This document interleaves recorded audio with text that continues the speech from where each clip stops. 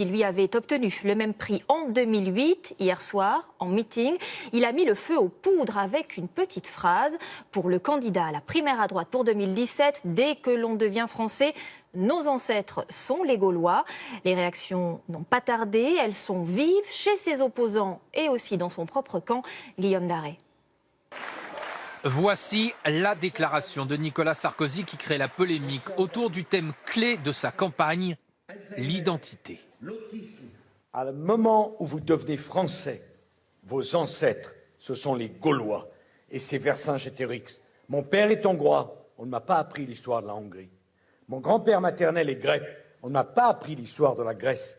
Au moment où je suis français, j'aime la France, j'apprends l'histoire de France, je parle le français et mes ancêtres sont les ancêtres de la France. C'est ça l'assimilation.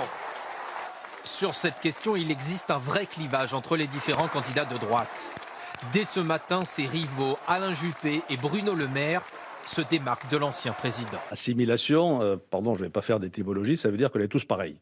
Hein, et qu'on devient tous pareils. Gaulois. Et qu'on coupe ses racines. Quand on coupe les racines d'un arbre, il meurt. On n'est pas tous pareils. Il faut respecter notre diversité. Ne nous caricaturons pas dans nos paroles.